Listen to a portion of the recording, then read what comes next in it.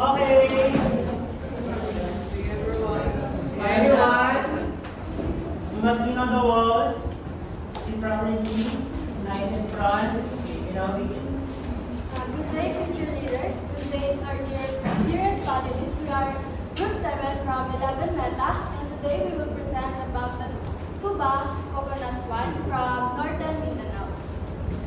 Good day everyone, we are Group 7 and our product is cocoa paste. The name comes from the word cocoa, which represents the coconut sap used in making traditional tuba. And twist because we transform it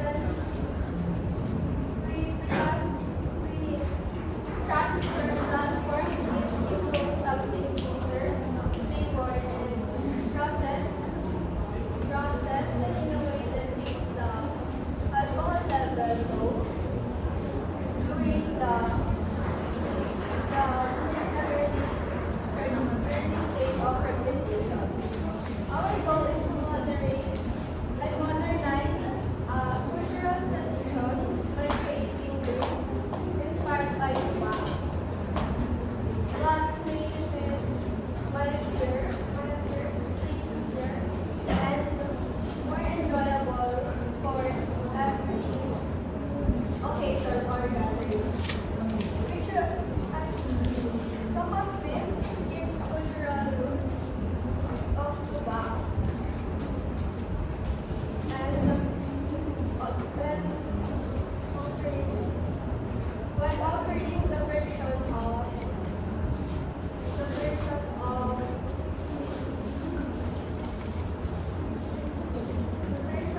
no alcohol content, which helps limit the drunken behaviors and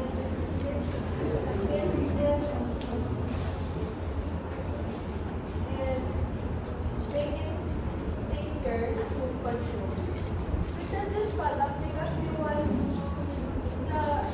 want to preserve tradition while making it appealing to the younger generation or this generation.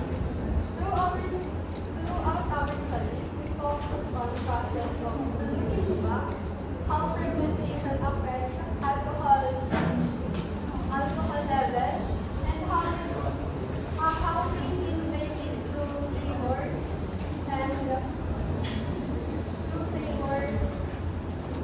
packaging, and safety. Next, this is our prototype. Let's focus on our logo. First, at the middle, it symbolizes of celebrations and togetherness. And next is the background, the yellow, brown, and red. This stands for completeness, unity, friendly, and welcoming brand. As you can see from the left side is the Baroque. Baroque is represent the traditional way of making coconut sap, drinking roots, and authenticity. And lastly is the background, the water background. It symbolizes freshness, purity, and tropical vibes for the drinks. Overall, the logo is shows that the cocoa twist is fine, modern version of the traditional tobacco. Well, we go on to the history of tobacco. Well, the tobacco's long history. In pre-colonial times, traditionally this tobacco is used for sacred rituals. Our ancestors used it for sacred rituals, and it offers to their gods. And it usually led by their spiritual leader, which we know as Ababaylan. And there is some myth that Magellan used this to scare the Filipinos that if they will not surrender to the Spaniards, or if they will not give up, they will cut down the coconut trees. Well, in the next slide, this is the tobacco. It is in the Spanish colonization part. The traditional way had changes. The Filipinos used it to interact with each other. If you know our fathers, drinking it with their kumpare and say, tabi tayo. And because of this, the word tagayan is being made for them to toast to each other. And in the next slide, it became a favorite drink for all. Favorite drink for all. And that is usually found in your birthday celebration or even in simple gatherings. But because of modernization, Tuba eventually had a problem to keep up in the modernization of the products. And our coding is, coding in modern tuba means the drinking place in bottles with clear data. So people know what flavors and types is. This helps the product look more organized and safe to buy because the bottle has the right information. Our responses reveal 4 key ideas: tuba as a cultural drink, the importance of responsible drinking, its cultural and economic value, and the need for improvement through better packaging and flavors. For this slide, we present the data analysis of participants' responses. First, the data shows that respondent view tuba as a symbol of Filipino heritage and cultural identity. Second is the analysis also reveals that participants support modernizing tuba through better packaging, cleaner production, and improved marketing while preserving its cultural character. Third, the respondents emphasize responsible and modern drinking, stating that tuba can be enjoyed as long as it is drank responsibly. Our synthesis shows that coconut fish should use eco-friendly packaging, offer more flavors, and maintain safe non-alcoholic processing. It also modernizes tuba while promoting responsible consumption. So the process that we use in making tuba has 6 processes. The first process is the preparation of the coconut sap or the preparation of making the tuba. We have the 3 things that we need: the barrel, the crush part, and the tree, the samgot or the knife that is used, and the sap, which is the nectar of the coconut flower. The second step is the collection of the coconut sap. Firstly, you will look for an open flower or an open coconut flower, and then cut the tip of the flower using sanggot and use bamboo to catch the sap of the container. And next, the fermentation process. We transfer it to a glass container and leave the tobacco for 2 days to process. Usually 2 to 3, but we use 2 for more sweet sensation. And then afterwards, we add flavors. We put some flavors like mango, lychee, pineapple for more choices. And then after that, we have the filtration process for 2 days. And then the packaging process, which use glass to keep and to save the environment and to keep the oxygen up.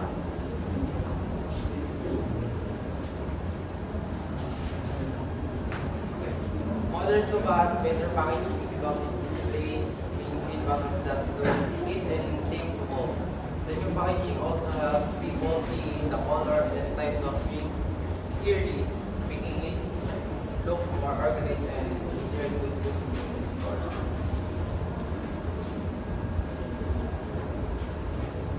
This graph shows a positive correlation because of a relationship between the fermentation of the tuba, coconut wine, and the alcohol level. If the alcohol level is longer, the higher the alcohol level. For example, you ferment the tuba for 1 hour, it will still be 0% because it didn't last for a week. If we base on this graph, we can know how long we will ferment and the tuba for it to be kids friendly.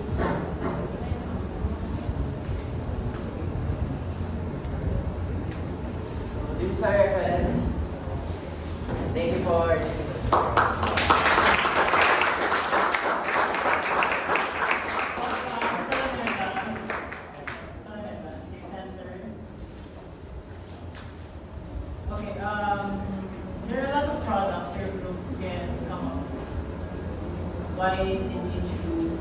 Tuba? Are you guys thinkers? Are you guys apple thinkers? That's why you chose Tuba. We chose Tuba because it's a traditional drink from northern Mindanao, and we base it from the specific place that we are assigned to. By the way, I'd also like to comment that your creativity really stood out in your presentation and like your presentation. Follow up, how did your group ensure that your product is user-friendly? How did your group ensure that your product is user-friendly? Since this is alcoholic drink. User-friendly. User-friendly.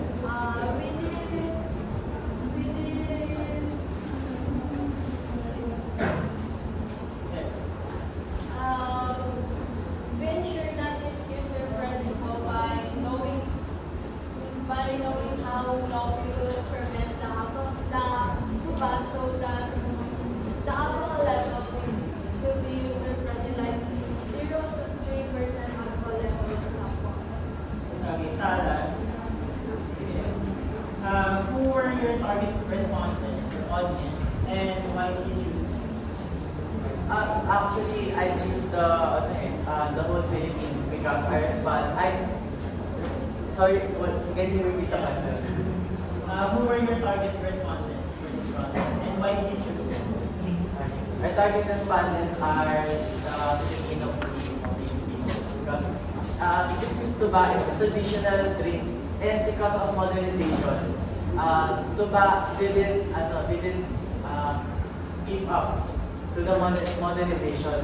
It's like because of the products that have been because of the products that many products that that runs to the market.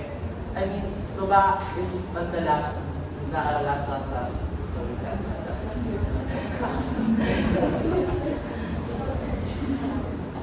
What's the current state of Tuba in the market? Well, I am the one who researched the information about tuba, and as I have known, there is not a company who produces this product. I mean, it's not, it's like a family tradition to make tuba, but it is not, or there is no one from the information that I gathered that sells this kind of product. That is why we want to sell this product. So we brought from like Yes. areas in like rural provinces in Manila.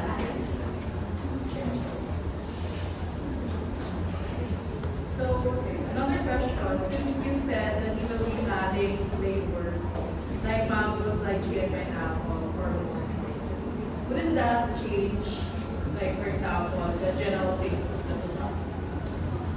Well, I have other flavors. And someone there. The tuba would change taste. It would definitely become sweeter because of the flavoring, and because of the flavoring, the tuba can be really sweet and can be children friendly because of the low alcohol percentage, and it can also be appealing to other people. You can also be, sorry. Appealing to other people. So next natin this is for the market.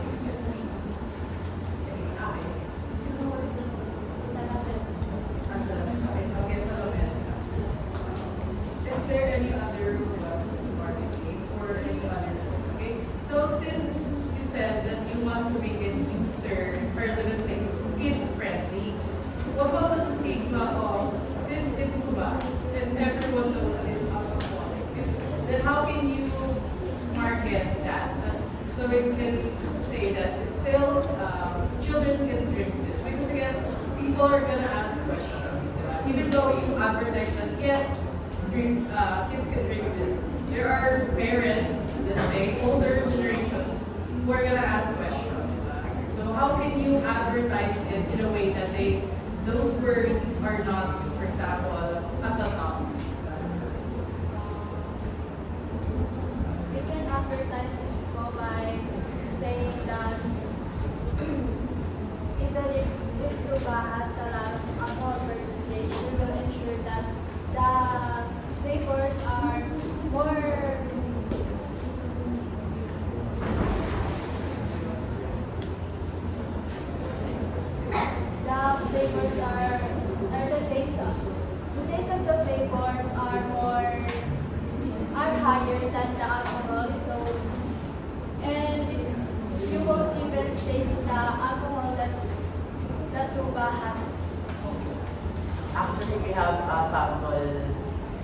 But we have a prototype of the taste of our tuba. We don't use tuba in the real, but we prototype it in the taste that we want to our for our minds to encapsulate to your minds what We is have it with you. We have it with you. Wala. Mamay ka mo. Okay, let's go. Lagi mo. Okay. How do you try it yourself? Yes. Okay, muna.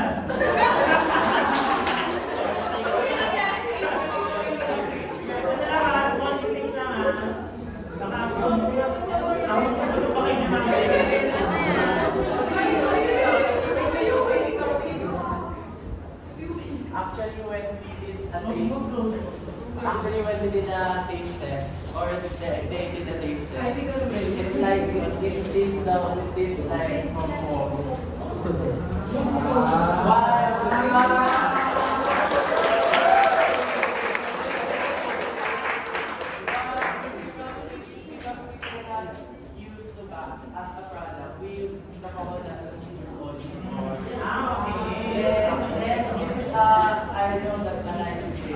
Nakaano lang kasi nakakatakot yung buhay.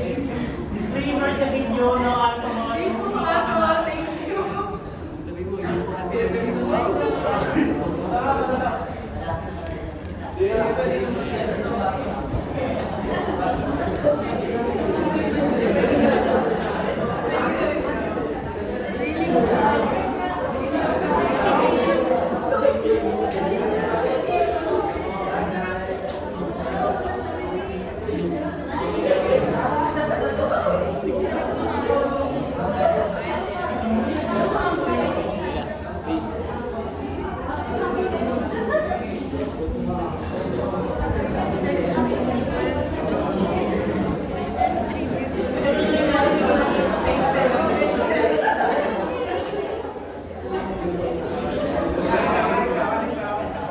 Mamaya na kayo Mamaya na.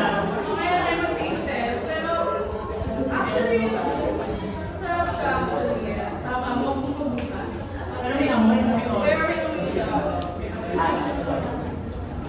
Practice ka na.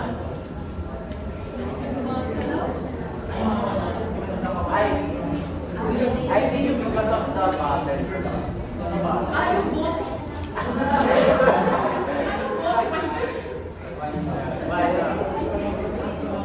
Why?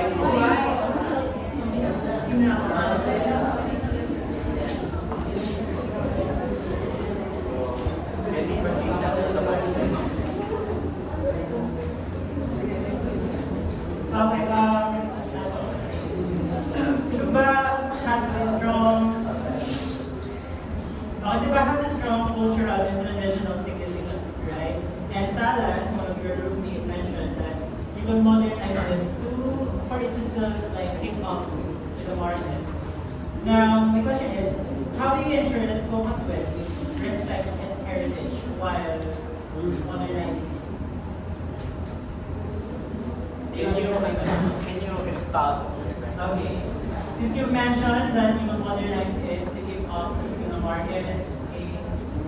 Now, how do you ensure that Coca Twist respects its heritage while modernizing it? I think because of we will be using tuba. That is this will be that is really a good question because we will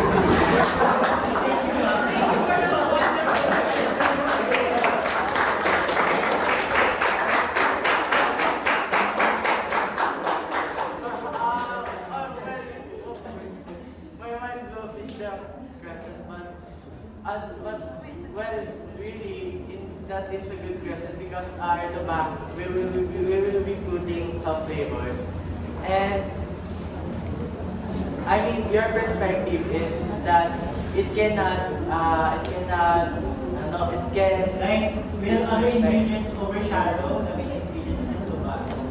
I think no. because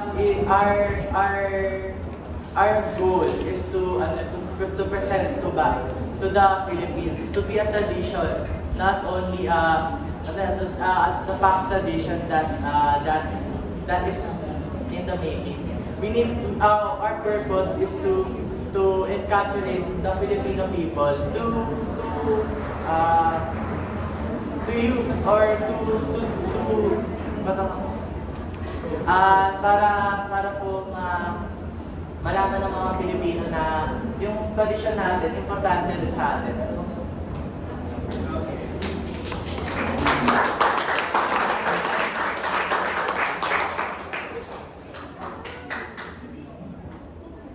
Okay, so another question that I have, since you want to commercialize it, and we already have like a lot of competing brands, diba?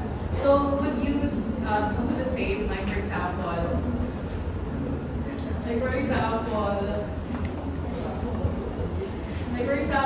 jeans, diba? They have different varieties. So below and etc. Would you would you do that? Would you bakit kasi iba? So would you do the same thing as them, for example? Or would you like, for example, you said when it comes to tuba, for example, the provinces, they only sell like those big bottles, or would you go like commercialize like maliit? So sige. Yes po. Like I said earlier, we wanted to be modernized our product, but also our packaging. We wanted to catch our generations and future generations to let it to make it known again. What's your surname? Sorry. Celine.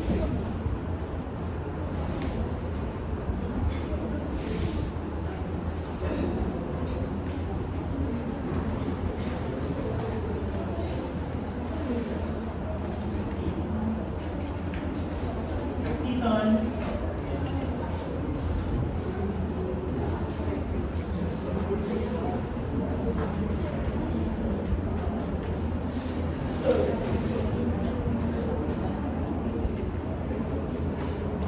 Okay, ang season, sige, convince us to buy your product.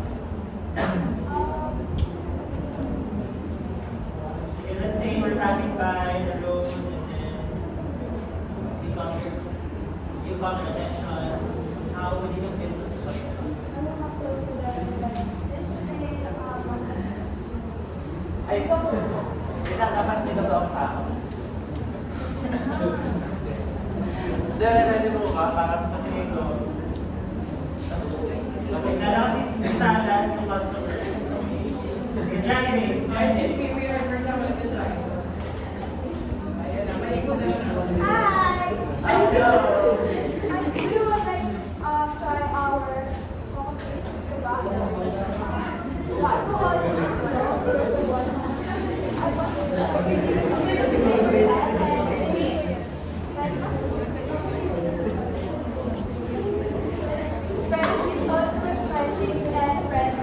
Yes, I will buy that.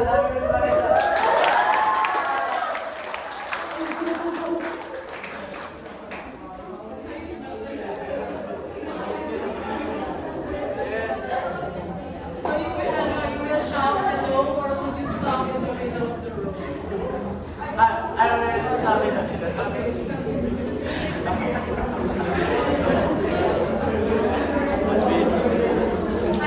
Okay, for the last question, everyone, same with other group. What would be the tagline of your Coco Biz? Sige, pharmaceutical. 10, 9,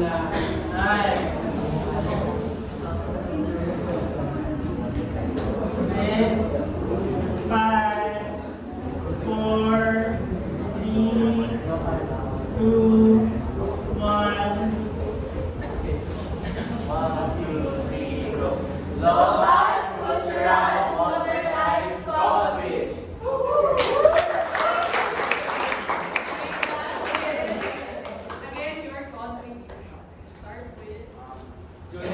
Paco, and I did the data analysis. My name is Elsie Canole Salazar and I am third.